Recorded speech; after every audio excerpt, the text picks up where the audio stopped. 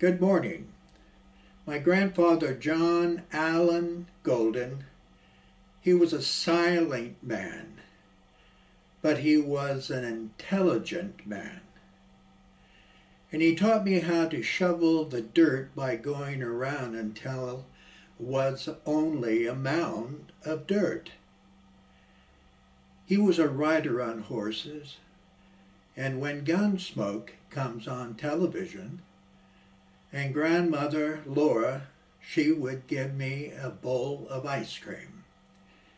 And while I sat in front of his chair, I was absolutely knowing safe and always called me Poxy.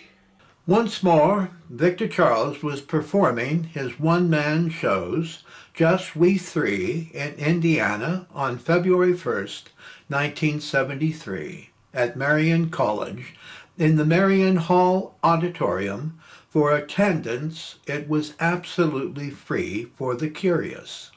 On February 10th, 1973, in Newcastle, Pennsylvania, writer Kathy Myers preserved the words of Victor Charles's saying, I'm here to entertain. Together we will create some theater. We need each other. To create theater, we need a story that needs tailing, a storyteller and a listener. So, with a willing suspension of disbelief, let us make footprints across the sands of time. And what better place to begin than in the beginning? First lessons are cruel to a child. Parents foresee heartaches, but can do little to forestall them. The optimist says this is the best of all possible worlds. The pessimist answers, I'm afraid you're right. The more spare time we have, the less time we have to spare. I truly believe my Uncle Victor Charles was using self-therapy to heal the pains of his childhood. He orchestrated his one-man shows with topics that were clearly pointing at him and not just at his audiences. His upbringing was surrounded by a mafia culture due to the association his father, Victor Francis, was living during the 1940s and 1950s. Once again, Victor Charles's one-man shows were one of his greatest achievements as an actor, and more importantly, as a human being. My grandfather, John Allen Golden, died on February 13, 1973. He was my mother Hilda's father. I was living in British Columbia, Canada, and unfortunately I didn't attend his funeral. His two daughters, Hilda and Agnes, and his two sons, Lynn and David, stood beside my grandmother, Laura Golden, on that sad day in February. I will always hear his voice calling me, Pocky. He named me with that nickname after having the chicken pox as a child, and he taught me to push a broom around a large room, circling the dirt and into the tiny pile. I would stretch out on the living room carpet in the evening, and I ate ice cream at his feet while he sat in his lounge chair, watching his favorite television western, Gunsmoke. He was a good man, and he loved his family, and I will always have the image of him sitting at the kitchen table reading his newspaper, with my grandmother Laura preparing our morning breakfast, and when I walked in, he would look up and say, Good morning, Pocky.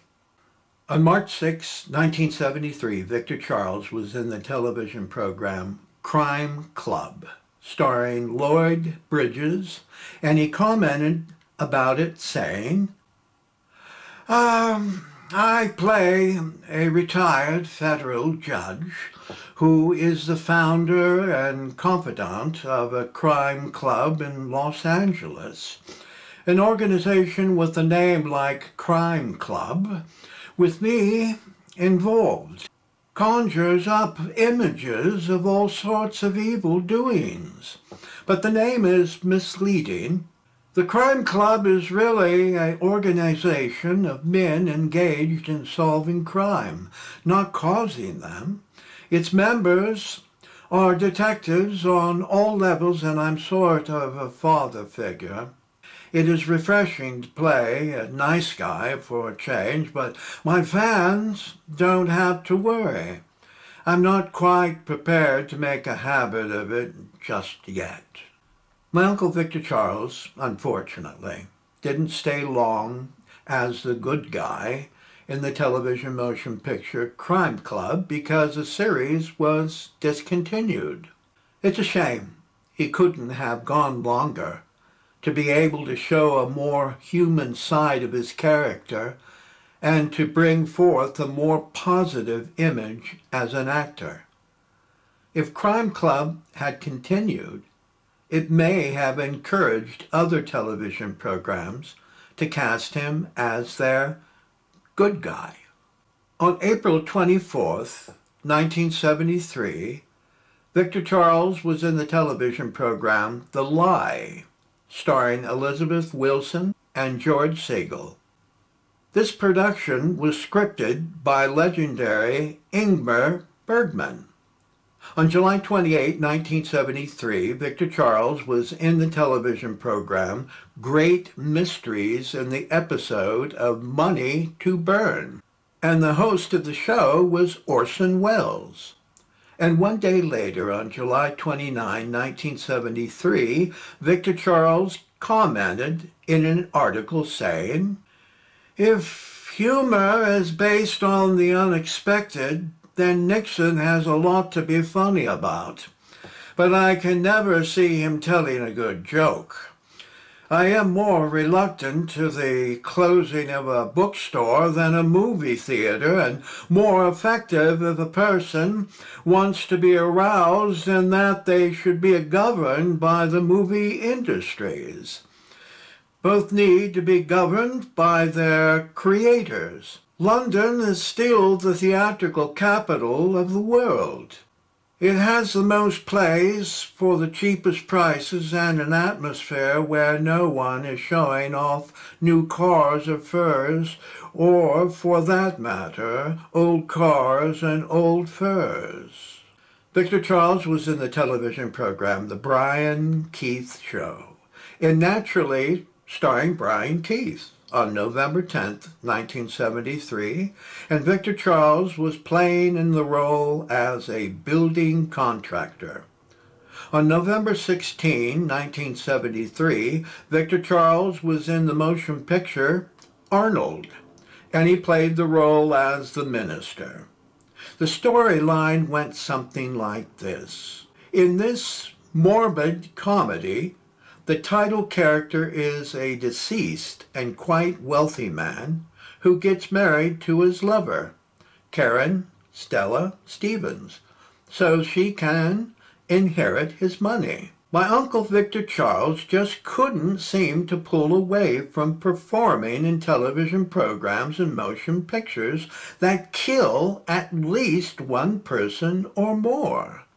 He was definitely typecast by Hollywood producers, and once again, it's a crying shame they didn't cast him in classic roles with intelligent dialogues and meaningful storylines.